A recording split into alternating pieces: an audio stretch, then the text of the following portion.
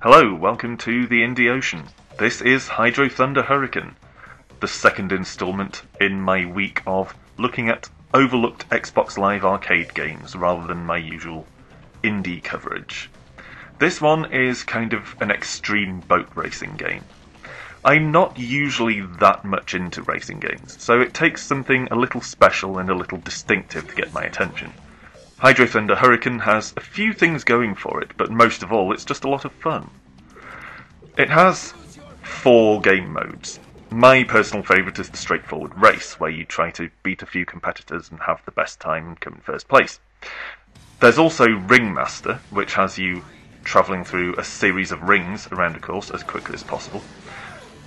Gauntlet, which involves traversing the courses that are now filled with explosive barrels without getting yourself blown up too much. And Tournament, which gives you a series of events featuring a mix of the other game modes. But as I say, I mostly play straightforward races. Now, the things that set Hydro Thunder Hurricane apart from other racing games are numerous.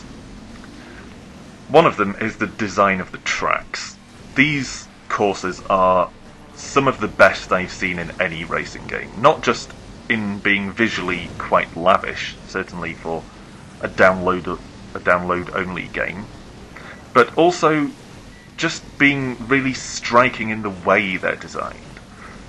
You can race through Area 51, through Asgard, on an alien planet, the Bermuda Triangle, various things, and even the more normal mundane courses like this tropical island archipelago we're seeing here are nicely designed and have features that stand out and throw unexpected obstacles into the mix, like jumping sea creatures and hidden routes. There's a secret route off to the right just here that I kept ignoring while I was filming this, because I couldn't remember exactly where it was. There are also a few items that you can pick up that will change the shape of the courses.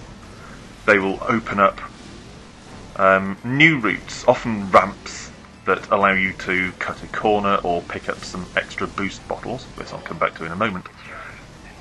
But sometimes they change the water level and other peculiar and disconcerting things like that. The courses also often change from lap to lap. The longer courses only have 1 lap. I think the Bermuda Triangle only has 1 lap. But the ones that have multiple laps, often, though not always, change the route between the laps. This course, I believe, has a small change towards the end, where you turn right at first and then left later on, because the route you took earlier gets walled off. But there are some that are a lot more pronounced than that. So it's always interesting seeing how the courses will change. Now, I mentioned turbo boost bottles a moment ago, and that's the other pickup, apart from the objects that alter the course around you. And these turbo bottles are vital to your success. And on the harder difficulty levels, if you miss a bottle at the wrong time, particularly the red bottles, that can cost you an entire race. The way it works is you accelerate normally by holding the right trigger, but if you hold A, you use up some of your boost meter, which is down there in the bottom right next to the speedo, and that obviously makes you travel faster. But it depletes very quickly, and you have to fill it up by grabbing boost bottles. Blue ones give you a little refill, and red ones give you a large refill, so you want to try and hit red bottles whenever you can, and they can make all the difference. This changes a bit in the other modes. It's pretty much the same in Gauntlet, although you don't want to necessarily move so fast when the water's full of explosive barrels. But in Ringmaster, your boost meter fills up every time you go through a ring, so basically you boost the entire time. Anyway, this is Hydro Thunder Hurricane. There isn't a lot more to say about it, because like a lot of racing games, it's very simple. But what I will say is it's a lot of fun. I really, really enjoy it. And every now and then you can find people playing it online. And I have a couple of friends who occasionally play it. With unlockable tracks, unlockable boats, unlockable skins for those boats, all that kind of stuff.